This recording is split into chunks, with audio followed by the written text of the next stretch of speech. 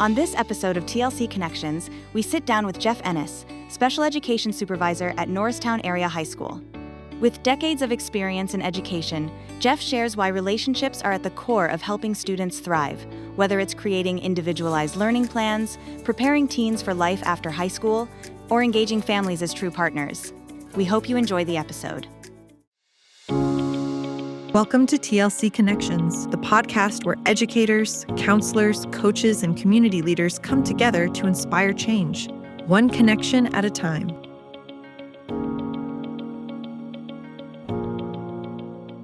Jeffrey Ennis, thank you for joining me this morning, or this afternoon, I guess, on our podcast. Welcome.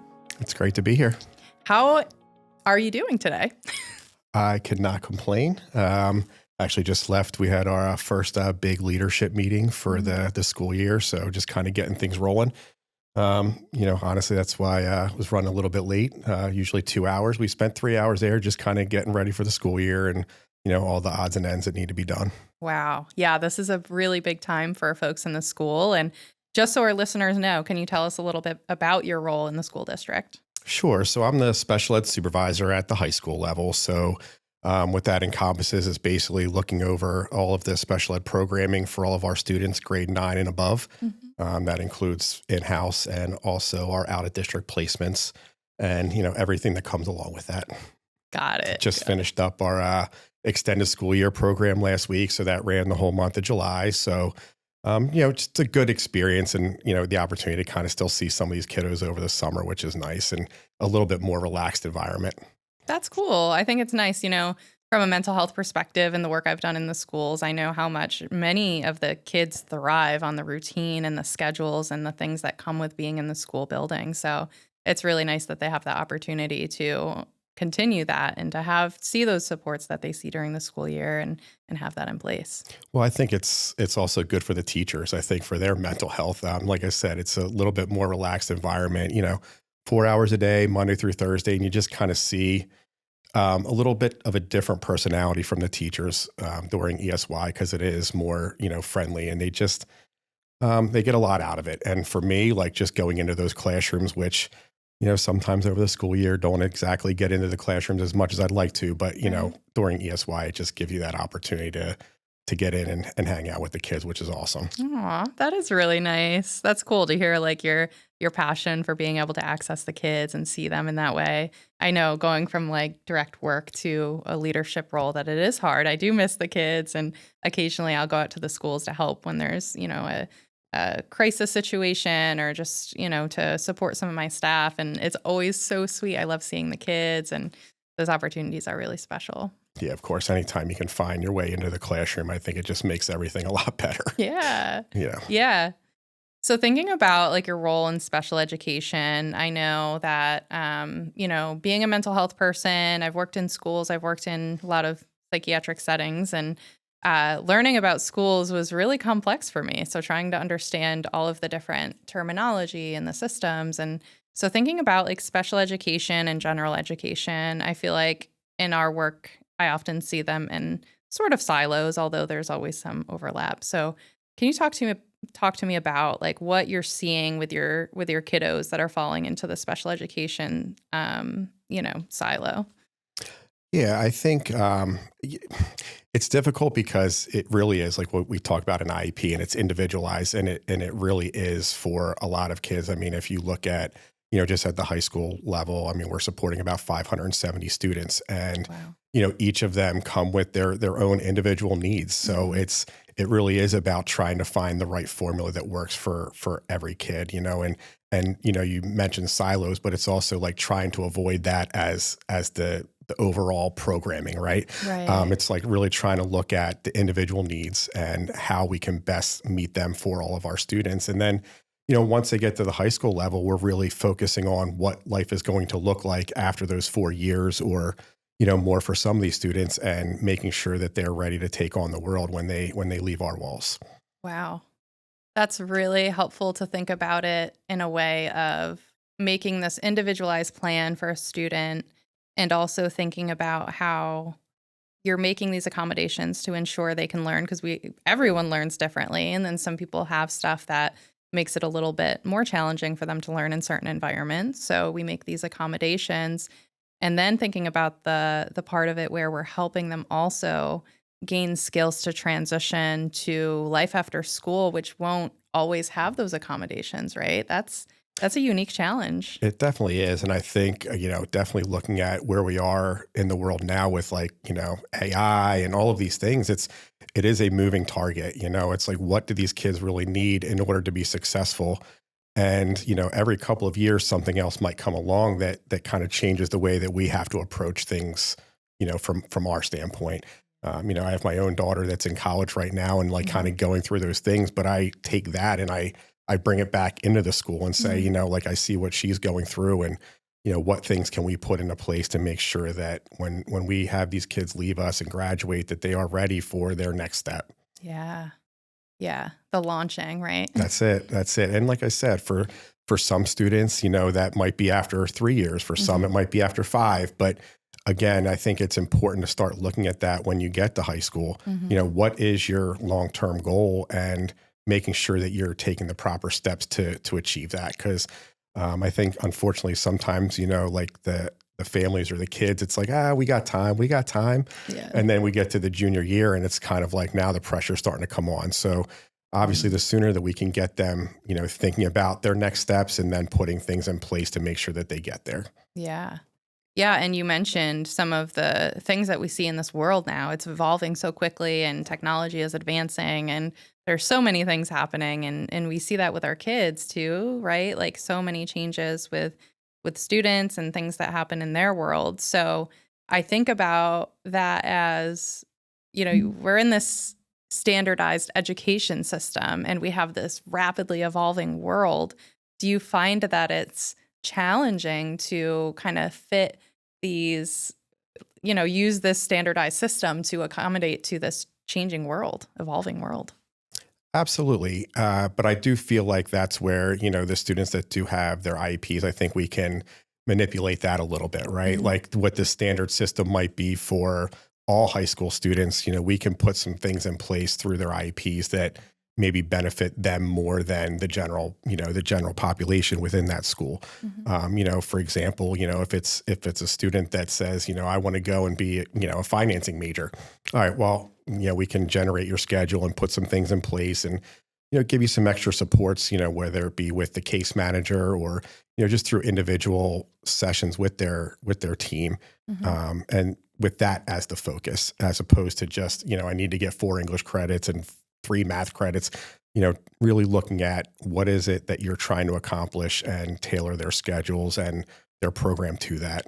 I love that ability to build skills that are so instrumental that they're actually going to use and be applicable to their lives. And I think about these IEPs and these ways that you're able to be a little creative with them. So I know you kind of just mentioned one example, but are there other examples of ways that you've been able to be like really creative with an IEP or make a really unique intervention for a student that's been exciting? Yeah. And I think it goes by, what type of student we're working with. So, if we look at like our low incidence population, like our kids that are in our autistic support or life skills or multiple disabilities, we're, for some of those kids, we're focused more on, employability and those soft skills and things that we can give them so that when they do graduate, that they are marketable to a company that says, wow, this kid is coming out ready to work. For our students that are more like learning support and maybe heading off to 2 or 4 year colleges, it's, really looking at, again, what do you think you're going to do in college? What is your major going to be? And then trying to give them some foundational skills prior to leaving us, that they're not just waiting till they get to university to try and figure all that out. And, for some, it might even be, I'm just going into the workforce. I don't necessarily need algebra 2 or trigonometry. So, right. Let's work out of that and maybe focus more on some consumer math or some business math and things like that. Nice. Love that specificity.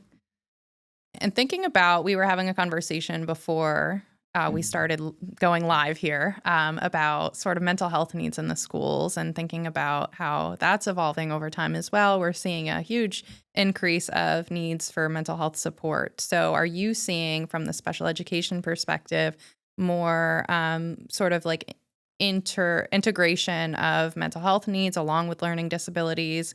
Talk to me more about that.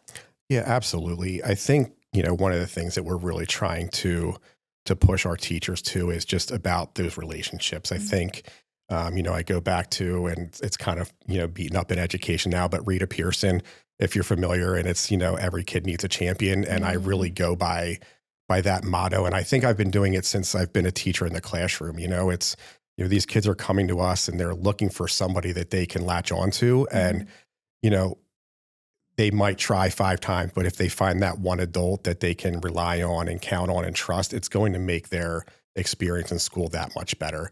I think the students that struggle the most are the ones that cannot make that connection. And I think as the adults, we have to be the ones that are trying to provide that to the kids. And, I said before, like, I don't get into the classrooms as much as I always used to, but I do make it a point to get out and get around. And, for me, it's, there might be 5 kids in a year that I find a connection with, that they look to me, and if they're having trouble, they will seek me out, which is great. But I think the kids need to find that in that building. I think that goes a long way for the mental health aspects of things. And I think for the adults as well, like it's always nice to know somebody depends on you, right? Like, so Absolutely. If you know that I've got these 5 kids that are always looking to me for support and they're always going to come to me, I think it makes you feel a little bit more empowered as well. Yeah. Wow. So many good pieces of information there. We love connections here at TLC Connections. Absolutely. Our, title. But I always love talking about that. I think that's such an important piece of schools, of mental health, of the journey that we all go on as we go through our education. And we actually had a student down here doing an interview with myself who was in our alternative program upstairs. And that's like what she spoke about being most impactful for her here in this small setting. She just said, I felt seen, I felt heard. And like, that just really stuck with me, because I think that's important from a perspective of someone who's, older and, in a kind of disconnected role, but to hear it right from a student, that was really meaningful. And I love that you're recognizing the importance of that, and especially in your role to still be going out and making sure that you're connecting with kids on that level is so special. Like, that's really cool that you do that. Right. And I mean, honestly, that's what got me into education in the first place. I mean, I go literally all the way back to my 9th grade year in high school. And we'll just say that I was a student that liked to enjoy himself a little bit, and sometimes, maybe cross the lines once or twice. But to be honest with you, I had a teammate and a friend that decided to take his life when I was in 9th grade. And, I was kind of like going through some stuff and trying to figure it all out. And I had a teacher, Mr. Shake, if you're out there. I still try and find you to this day, but he was my graphic arts teacher. And I just said, and it was a bunch of boys in the class, there was probably like 10 of us. And I said, we did projects and we did all that, but like once a week we would just sit around and just talk about life. And, he would talk about what it's like to be a man and all of these things. And I think that's really what pushed me to this. And now it took me another 3 years to really figure that out, probably getting into my senior year in high school, didn't know where I was going, what I was doing. Then I ended up at Westchester. I said, I want to go into education and I want to be Mr. Shake for as many kids as I can find. And I do, because I found the importance in it. And to this day, I mean, even getting the feedback from former students, they're 30 years old now that still reach out and want to talk about the impact that you had on them and how they got where they're at right now because of that support. That's what keeps you going. Yeah. That was a really powerful story. I got goosebumps on that one. Yeah, that's so cool. I love hearing about your experience with Mr. Shake and like especially the ripple effect of that. It's really interesting how we can have these experiences and it really sticks with us over all these years. And it was like, it was so early on in your high school career, but it still impacted your post-school career so much. So that's awesome. So cool. Yeah, absolutely. I mean, I I go into every day and it's like, and we talk about it and it's kind of cliche-ish, but it's really true. Like if you can reach 3 kids in a year, it's worth it. It really is. I mean, now not every kid wants to have that adult in their life and, wants to be bothered or whatever. But you know what, as the adults, it's our job to keep trying. That's so true. You just hope that eventually they come around and, sometimes it takes 3 months, sometimes it takes 3 years. Yeah. But again, when you have those kids that come back and tell you about that impact, that's what makes you get up every day and want to do it. Yeah. That perspective is really important. Like remembering that as adults, it is our job to do that. It's developmentally appropriate for teenagers to be pushing us away, right? Like that's part of their developmental experience, to be bonding with their peers and to be pushing away adults and people in authority positions. So like it is important for us to kind of like check in with ourselves and be like, hey, this isn't about us. This is about their process. And we still need to be that pillar of support for them when they're ready for us. Absolutely. And, I think sometimes we might lose sight of that if you feel like your attempts are futile to some extent. Exactly. But I think it is that perseverance and you keep pushing and you'll find that amazingly these kids will come around eventually, of course, they're teenagers. They're going to do what they do and they're going to rebel and they're going to do whatever. But it's also important for them to know that after that, there's still somebody there that's in their corner that isn't giving up on them because they made a mistake or, is still going to be there to help them find success, even if, they hit a few bumps in the road. Because I think, when we lose students, it's because of that. It's, something happens and then they feel like nobody else cares or nobody else wants to be there. And so when you show up and you're like, hey, it's so good to see you. It's amazing just something like that, how impactful that can be on kids. And they'll tell you down the road. They might not tell you then. Even at that moment, they might act like they don't care. And, that's one of my favorite I just don't care. Well, you do, because you just brought up something 5 minutes ago that lets me know you care. Yeah. So it's that as the adult again, you've got to be the one that understands how this goes. And remember that you were there one day too. And you tried to push people away, but at the end, you will remember those that had that impact and those that took the time on you and those that never gave up and always believed. It goes a long way. So important. So important. And you mentioned that your daughter's in college, right? So thinking about your experience, so you're, in your role and doing special ed, and especially with the high school population, you're supporting kids through that individuation stage where they are pushing and pulling. And you also went through that with your daughter. So I'm curious, was it harder with your daughter? Like tell me about that. Cause I am, my daughter's 3. So it's a very different push and pull situation that's in our stage of development. So, it's funny you say that. I actually have 3. So I have one that's in college, one in high school, and one that's going into middle school. And, they say they are all their own little different breed. Right. So, the oldest is at that, I'm 20 now. Yeah. I know how to take on this world, and you have to give them their space and you have to let them figure some things out on their own. Whereas my middle, she's in high school and still wants to do game nights, 3 days a week and whatever. So I think you have to kind of know what you're working with and know how to best support each of them individually. The pushing away that comes, and you have to give them their space, because if not, then that often leads to more rebellion, right? So it's trying to find that balance, which, as I think what's hard for a lot of teachers, especially starting out, like you have to kind of figure that piece out of, I want to be involved, but not too overly involved that the kids want to push you away. Just making sure that they know you're there when they need you. That balance is huge. I feel like as parents, as people working with kids, that balance is continuously through all stages of development in different ways through each stage. So important. But I feel like we're constantly trying to balance, how much support are we giving? How much independence are we allowing? What foods are we giving them? There's so many things. Balance is huge. Yeah. And I think, the longer that you're working with kids, I think you start to pick up on their cues though. even though they might be saying, I don't care, I don't want to be around you. But then you see that they pop by your room in between every class period and just peek in, so I think if you're paying attention, you can pick up on the cues and know that either what you're doing is appropriate and beneficial to the kids, or, maybe I need to take a different approach with this one. Yeah, I think that's so important too. And thinking about, I think sometimes when a kid is saying, leave me alone or back up, or maybe they're being harsher than that and using explicitives, we're thinking it's about us, or they're being mean, or they're being rude. And a lot of the times it's because they're going through something, right? And I think being able to step out of our own ego a little bit and be like, hey, I wonder what is going on for that kid. Like, for them to say something like that, they must be feeling a certain way. And it's probably not even about me, right? It's probably about a peer or maybe something else.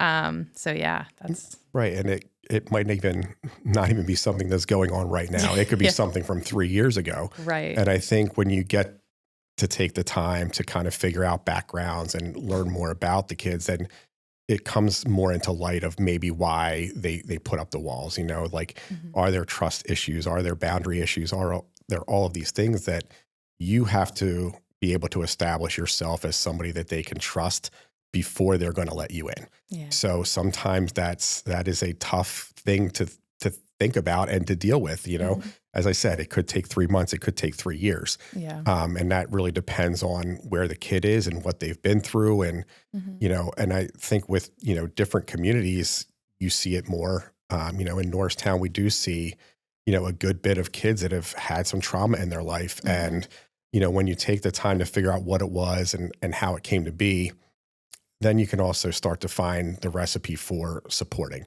and realizing that sometimes that is just, I'm here when you need me, and then step back until they're ready for you. And they'll let you know. They'll let you know when they're ready. Yeah. Yeah.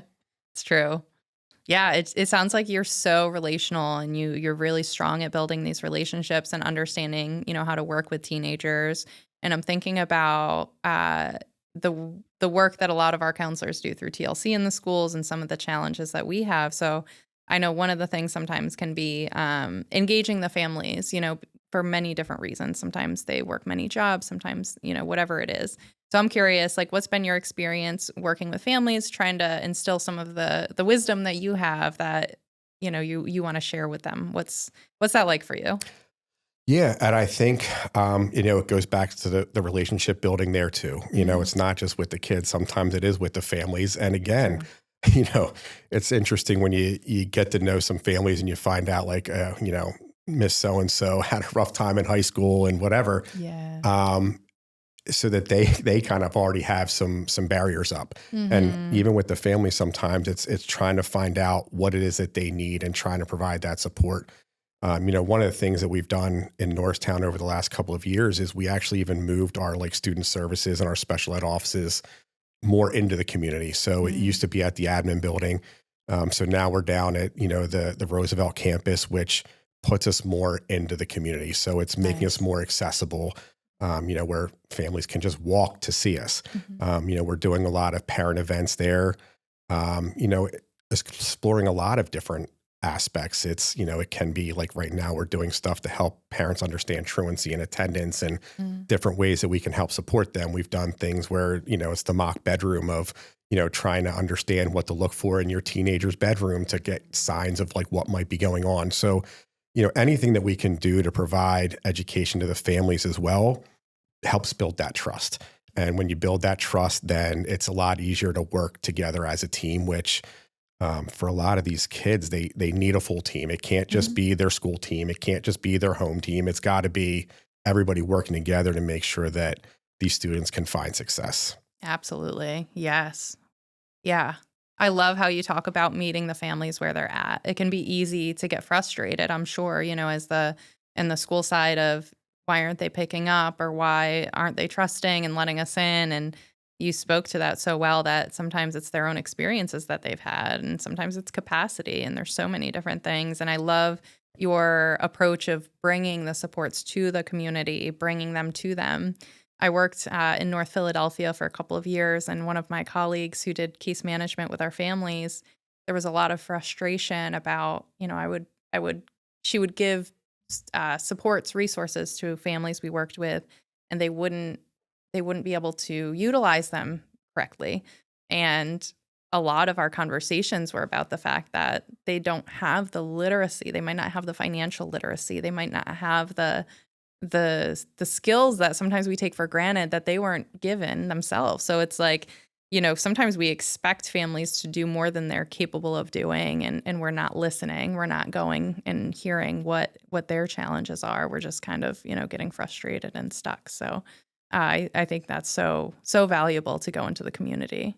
Yeah, I even look at, right now we're in registration season, and even offering like registration events where the families can come in and, we do have, Spanish speaking personnel there for the Spanish speaking families. And again, like we think, oh, it's very simple. Just go online and register your kid. Yeah. Well, no, I mean, for some people that is difficult. So even something like that, we're holding an event like that where there's staff available to just help them go through and get their kids registered. And, we were just talking about that this morning. Right now, we are at a higher rate than we've been many years in the past of, registrations being done already where, a lot of times we think about it's like they see the school bus go by on the first day of school and it's like, oh, I got to register, and then that first week of school we're just seeing an influx of people coming in. So again, anything that we can do to try and show the community that we are there and that they can come to us with anything and we will, maybe not have the answers, but I know where to find the answers and help them through that.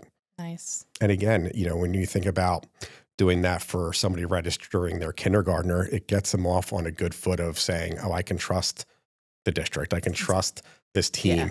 And it goes a long way, from there all the way through their 12th grade year when they have good experiences. Yeah. Build that trust early on. That makes sense.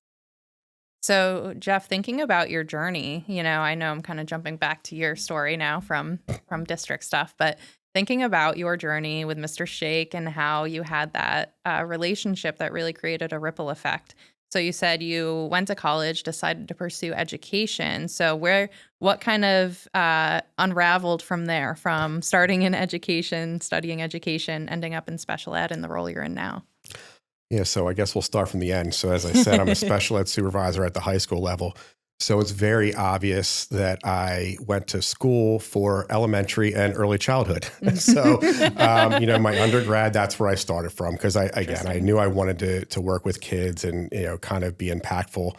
So I started off, I was actually a first grade teacher for a year and then did transitional first grade for 2 years. And while I was doing that, that's when I went back and did get my special ed certification. And from there, I went on to work with the Chester County Intermediate Unit for many years and many roles in the classroom, eventually leading to, a supervisor on assignment where I was out in Reading. And from there, made my way back to Norristown again, obviously along the way, a master's, a couple degrees. And because I just don't know when to quit, I'm, probably hopefully about 2 years away from my doctorate now. I'm about halfway through my program. So, again, it's just that constant, just keeping the doors open for different things. And, eventually what I'd like to do is end up at the university level. And again, try and teach future educators of the importance of these relationships, because again, I think that's where it all starts from. Yeah. I think you have so much to share. I think you'd be great in that role. And that's awesome that you're working on your doctorate. So cool. Yeah, we'll see how that goes. I have a really important question for you, though, because you said you worked with first graders. Yes. Do you miss the hugs? I'll tell you what.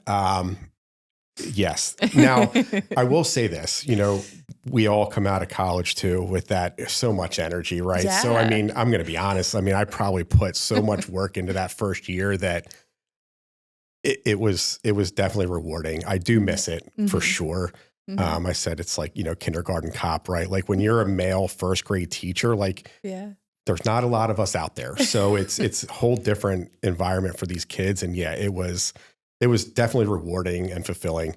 But, again, there's also that flip side to that of, now I'm in a position where I see these kids graduating and I see them going off into whatever it is that they decided to do after high school. So, from both ends of it, there's 100% benefits to both sides. But, first grade, that there was something special there. I mean, it was just, when they're just so innocent and just so like, the eyes are just wide open with everything you're saying. And, it doesn't take a whole lot, like, just silly things of, writing a sentence on the board with misspellings and, them thinking that they're correcting you. I mean, you try that with a high school kid and they're just like, oh, this guy's so dumb. Like, it's just a different way to approach things. Yes.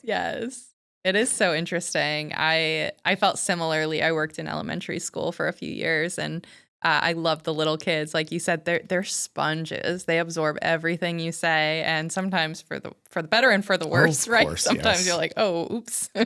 And then, the high school population has its own really unique benefits to it, where you're like really, they're really having intense intellectual conversations with you, and there's a lot of future building that you're a part of, which is really important and special. Yeah, absolutely. It's funny, like just in our special ed team, we talk about all the time about like, I could never go back and do elementary, or I could never do middle school. Everybody kind of seems to fall into what their niche is, but I can tell you I've worked with every level, and there's definitely the positives that I see at every level, and also the things that I'm glad I don't have to deal with anymore either. Exactly. Yeah. But yeah, I do definitely enjoy the high school kids when you can like legit sit down and have a real conversation. What is it that you're trying to accomplish? How can we help you get there? Whereas, in elementary school, they all want to be firefighters, police officers, and professional sports athletes. Yeah. So, well, now it's YouTubers, right? Right. Yes. Right. Now we're influencers, right? Yeah. So, looking at it from that perspective, it's a little bit different. But I do enjoy those conversations you can have with the high school kids and really kind of get at what they think of themselves and what they think they're trying to accomplish. Yeah. That's awesome. Yeah. So you've instilled so much wisdom on us in this short conversation, and you've also shared, a little bit about your own personal journey, which I appreciate. Is there anything else that you think that folks should know? Anything that you want to like leave these listeners with from this episode today? I think a lot of things. I think it depends on what population we're talking to, right? For the parents and the kids out there, it is, find that person that you can trust in the district or in your school or whatever the case may be, and work off of them. For the educators, it's don't ever give up on kids. That's the least impactful thing you can do, right? You got into this for a reason. Make sure that you're there for them when they do need you. And again, they will not always want you there, but they will let you know when they're ready for you to be there.